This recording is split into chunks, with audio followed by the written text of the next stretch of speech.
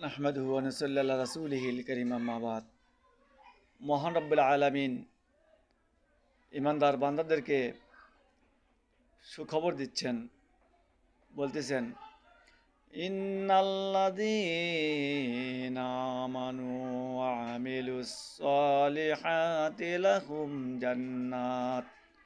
জান্নাতুন তাজরি মিন তাহতিহাল আনহার যালিকা ফাউজুল কাবীর।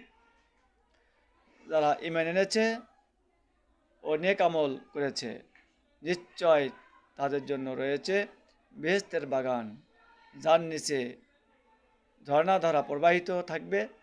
এটা বিরাট সফলতা। সুতরাং দুনিয়াতে আমরা